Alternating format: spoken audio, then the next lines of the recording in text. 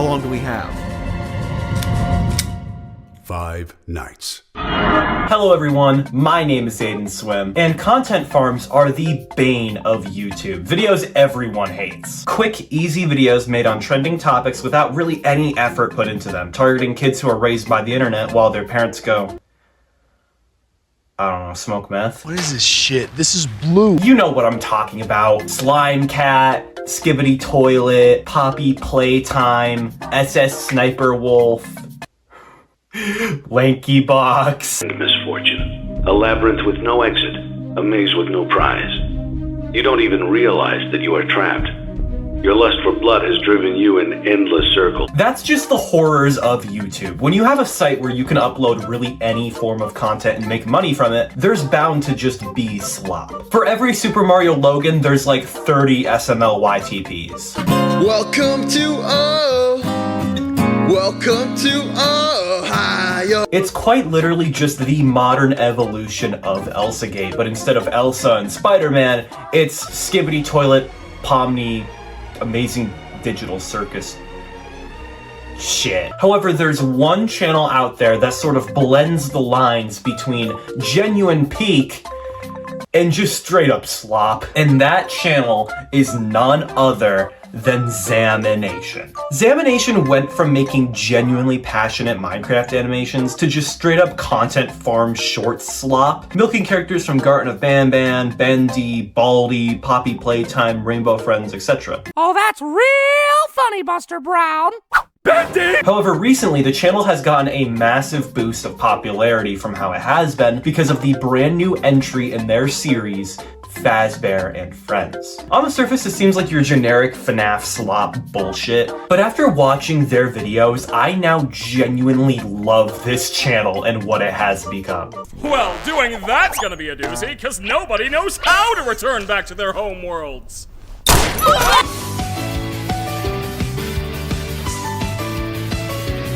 Originally, ZAMination started out making Minecraft animations, with their very first animation, The Enemy, being uploaded March 30th, 2015. And for the following 2 years, that's the type of content they would make. Original animations, animated versions of clips from popular Minecraft YouTubers at that time, the Emoji Movie in Minecraft. But eventually Minecraft animations started to lose their luster. 2017 was a dark time. King Penguin wasn't a household name anymore, but you know who was? That's right, Freddy Fazbear. So eventually ZAMination started to focus less on Minecraft animations and more on FNAF, and after that, the dam broke. It wasn't just FNAF. Now it's Baldi, Undertale, Among Us, fucking Squid Game. All of this eventually culminating in the downfall of ZAMination, eventually just transforming it into just content farm slop. But what if I told you it didn't actually go this way? What if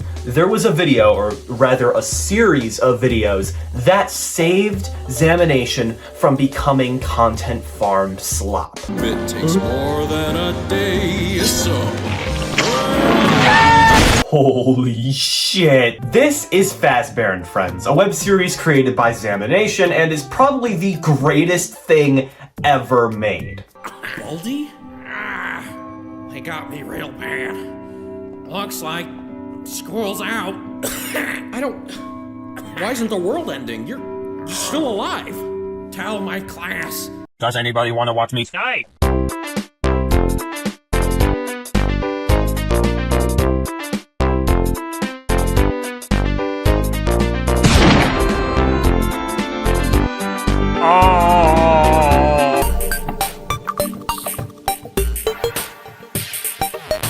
Episode 1 of Fazbear and Friends is called Foxy Loses His Hook, and can you guess what the plot of the episode is? That's right, Foxy loses his hook! For the first couple episodes, it's kind of just what you see is what you get. The Fazbear and Friends series started around the same time period that ZAMination started to lose their luster, so the plots of the episodes really weren't that crazy. For example, Chica Gets Sick is about Chica getting sick, but not wanting to rest so she can help the gang. Bonnie Broke His Guitar is about Bonnie breaking his guitar, so the gang tries to find something to replace it. Circus Baby vs. Freddy is about Circus Baby trying to take over the pizzeria. But then we get to episode 5, the most recent episode. Oh, chin up, guys.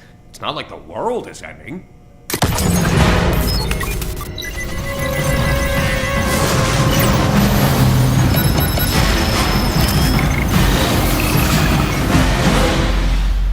The world is ending. Oh. Holy fuck. In this episode, Kane from the Amazing Digital Circus is pitching to the crew a new music video. However, Freddy doesn't like it because it's really expensive. So instead, he offers to go back to making Content Farm shorts. But then Future Freddy appears and tells the gang that the multiverse is going to collapse in 5 days because of all of the characters from other IP here. And the only way to bring them back home is to kill them, which will cause them to respawn back there. So Freddy and the gang go on this like mass genocide, killing a bunch of characters from really popular content farms, and it is genuinely one of the greatest pieces of animation I have ever watched. However, after the 5 nights are up, Baldi is still alive, which is weird because the universe should have ended, which causes the gang to sort of confront Future Freddy, and he reveals that everything he said was a lie, and he just wanted them to kill those characters for real so that the channel wouldn't go back into Content Farm slop. So Freddy goes back in time to kill Future Freddy before he can kill anyone and saves the day, while also learning the lesson that quality should be put over quantity. This is genuinely fucking insane. This episode is genuinely really good in every aspect. The meta referencing to how the real team have to take decisions to keep the budget safe by making slop is genuinely so good and not something I would expect from a channel that made the origin of Super Foxy. There's also a lot of attention to detail here. The fact that Sans just lets them kill him as he knows how the timeline will end out is such a nice detail. As well as the fact that Monica writes help towards the viewers, showing her self-awareness. This video, for whatever reason, is genuinely accurate to the source material it's adapting. Why this video, though? Still with that, though, I think it's genuinely an amazing fucking piece of indie animation. And that's not a joke, that's not an over-exaggeration. Like, I've made a lot of videos where I was very over-exaggerating my takes on how much I liked something. Extermination is really fucking good. It still doesn't make up for all the slop they've made, though. Okay, these videos aren't a part of the Fazbear and Friends lore or even series, so technically they should be in its own separate video. But I don't really give a fuck because I really want to talk about this. These videos are just so mind-numbingly interesting to me that I have to talk about them, okay? They are just so perplexing. Bonnie is a girl. Okay, number one, why the hell is this 30 minutes? And number two, what is this thumbnail? There's also a video called F&F Boyfriend versus Monica. This is the most beautiful animation I've seen in my life. Gregory is a god and Freddy can't stop him. Gregory becomes god and commits horrors. Press E to wipe your face. ZAMination also has like this really weird obsession with making sad origin story videos to popular content farm characters. And I do know that that's like pretty popular when it comes to the average children's slop, but ZAMination does it a bit too much. And it's like, listen, I get what you're doing here, but these videos barely count as origin stories. They're literally just bad stuff happens to Red from Rainbow Friends. Like, good, the fucker deserved it. Thank God they put He's Blue in the title of Blue's origin story. I thought the fucker was green. Another consistent thing in all of these videos is ZAMination's constant denial to ever experience the source material. Because you genuinely can't tell me anybody running the ZAMination YouTube channel even knows what the fuck a Choo Choo Charles is. Choo Choo Charles? Another really odd and perplexing thing to me about ZAMination is the fact that they've made multiple different videos for Garden of Banban. Which, I mean, that sounds typical. Every content farm makes videos about Garden of Banban. But I'm like 99% sure ZAMination is a part of the creation team behind Poppy Playtime, which is a direct competitor to Garden of Banban. Surprisingly. Garden of Banban is famously not very good. Yet for whatever reason, it's been like a plague spreading across YouTube, being used for many shitty children's animations that look like this. But ZAMination only makes art, and their art looks like this. I'm Jumbo Josh, brah, from Indie Horror Garden of Banban, brah.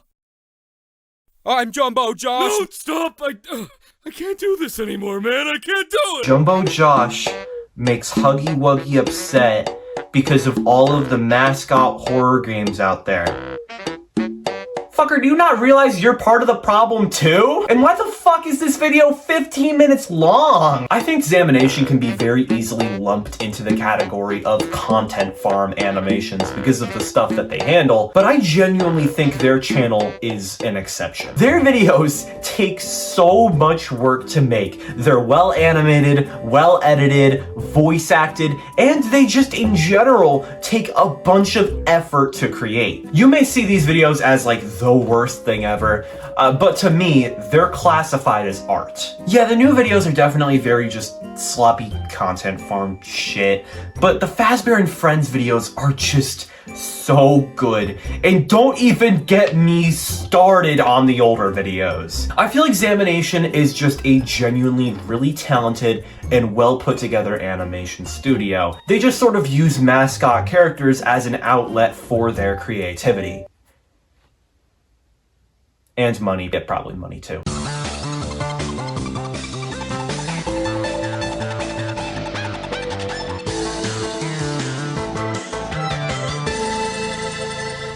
Keep posing for the picture, guys. The logo's coming.